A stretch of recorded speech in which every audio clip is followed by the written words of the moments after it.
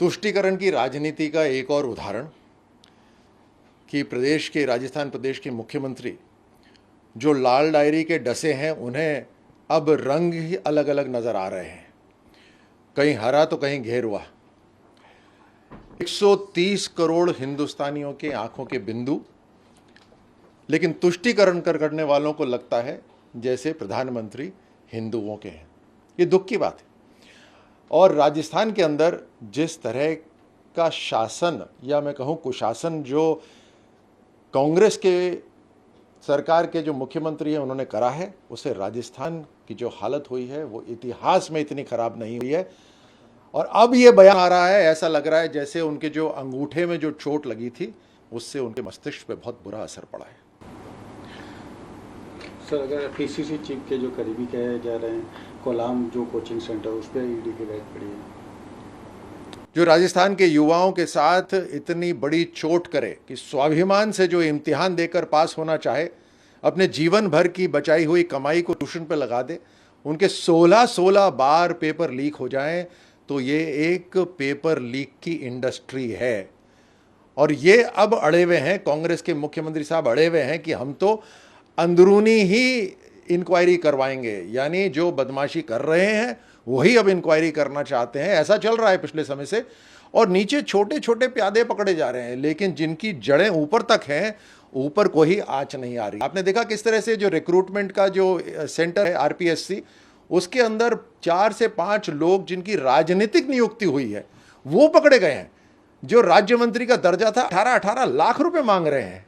ये सारी राजनीतिक नियुक्ति थी। मैं बता रहा हूं, राजनीतिक नियुक्ति मतलब मुख्यमंत्री शामिल।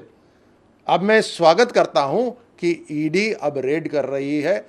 उस समय जो एजुकेशन मंत्री रहे, जिनकी बहुत सारी एकेडमीज चलती हैं, अब वो पेपर कहां कहां गया लीक होकर, वो सारी की सारी जानकारी हम तो निकाल कर ही रहेंगे, राजस्थान के नौजवानों का हक दिलाकर ही रहेंगे। सर, दूसरी तरफ अशोक गहलोत का ये भी कहना है कि जो राहुल गांधी थे उनके साथ जो भी कुछ हुआ वो उनकी भारत जोड़ो यात्रा के सक्सेस को देखते हुए किया गया है, क्योंकि पीएम को एक वही टक्कर दे रहे हैं। एक तरफ कानूनी कार्रवाई है, चाहे कोई कोर्ट उनको कन्विक्ट करे, कोई कोर्ट उनको टेम्परेरीली रिहा करे, ये कानूनी कार्रवाई है।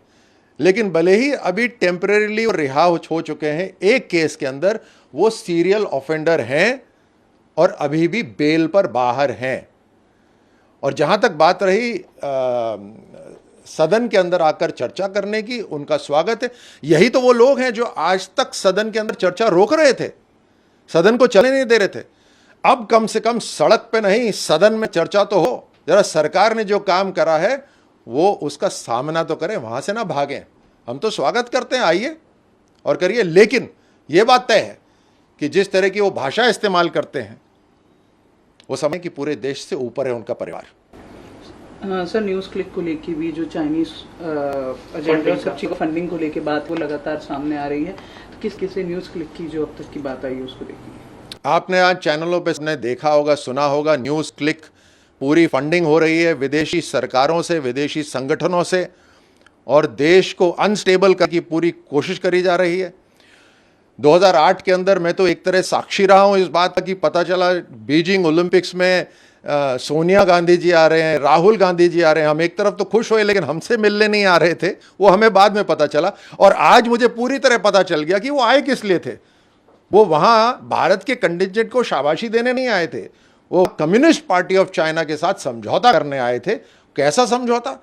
देश की जो मल्टी पार्टी सिस्टम है, मल्टी पार्टी सिस्टम में से एक पार्टी चाइनीज कम्युनिस्ट पार्टी के साथ एक समझौता कर रही थी। न जाने किस तरह की फंडिंग, किस तरह को देश को किस तरह से बेचा जा रहा था, वो तो अब धीरे धीरे ही पता चलेगा। सर, जामताड़ा से कांग्रेस विधायक हैं इरफान अंसारी, उन्होंने कहा है कि इस रावण रूपी लंका को जलाने के लिए राहुल जी राम के रूप में फिर से वापस लौटे। कैसे देखते हैं इन बयानों को? जो हिंदू धर्म को, हिंदुओं को तुष्टीकरण की राजनीति के हवाले कर रहे थे अभी तक, अब वो नाम ले रहे हैं, तो देश में बहुत बड़ा बदलाव तो आ ही गया। तो शुरुआत है, अभी तो आगे बहुत बड़ा बदलाव आएगा।